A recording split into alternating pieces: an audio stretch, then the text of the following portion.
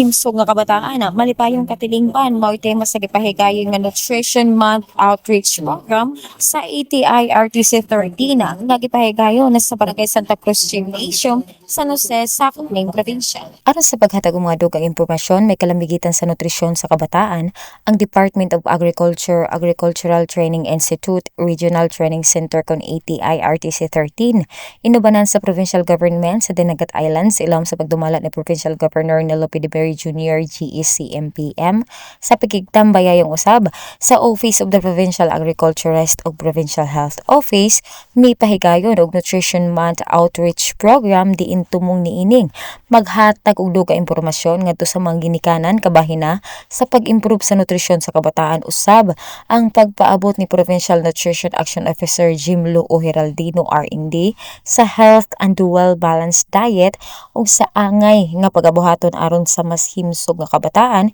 isip ang bulan sa Hunyo mauman ang buwan sa nutrisyon.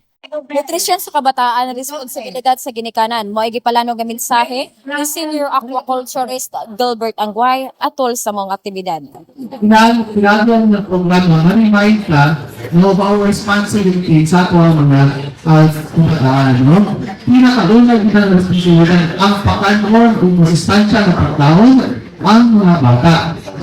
Noong panahon na, because of so many animal foods like junk foods and other foods na nalirap ito, medyo dagman o nabasa mo ito ang nutrition rate sa atong probinsya.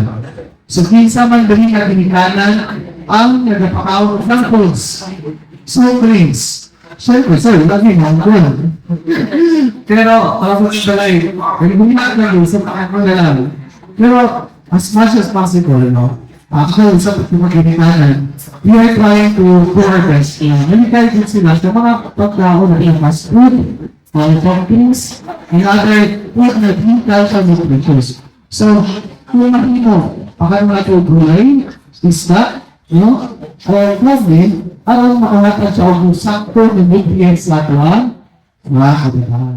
Mikabat sa usa ka gatos ka partisipante ang mitambong sa mga programa diin mihatag usab ang taga ATI-RTC 13 og token ngadto na sa mga ginikanan isip pasalamat sa ilang presensya ug pag-attend sa ilang gipahigayon nga Nutrition Month Outreach Program.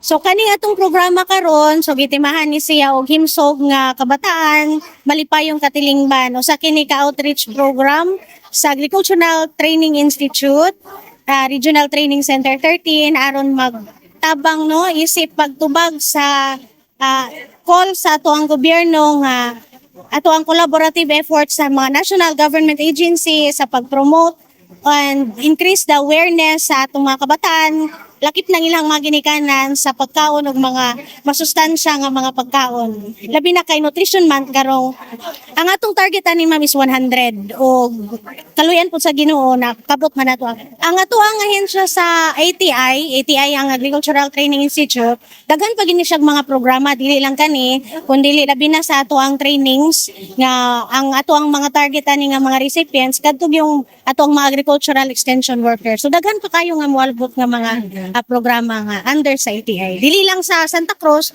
kundi sa kinatibukan nato sa probinsya.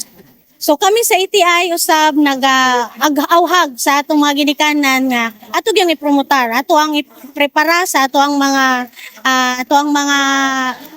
kananan, ang mga healthy, ang mga nutritious nga mga pagkaon o dili lang ta diha mo undang kundi magtanong usab kita.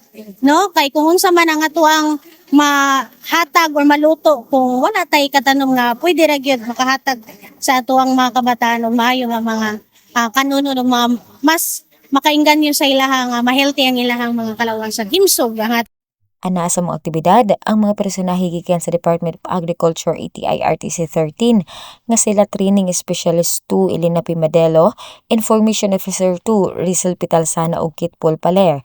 Ana usab ang presensya sa kapitan sa Barangay Santa Cruz nga si Cap Aida Antipolo ug mga konsehal niini, Senior Aquaculturist Gilbert Angway ug si Provincial Nutrition Action Officer Jim Lo Heraldino. Salamat kayo sir sa inyong mga tanan sa agriculture nga unta dili lang ni ang ilang ihatag murag na apoy sidling sir para ihatag namo sa kana ang mga ginikaran aron makatanong sila.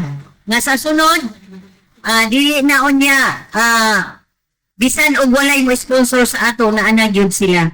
Alang sa uban pang mga detalye, kanila lang mga pagsunod sa official Facebook page sa PIO Dinagat Islands. Alang sa Dinagat News, kini Saldo Separado Piso, reporting.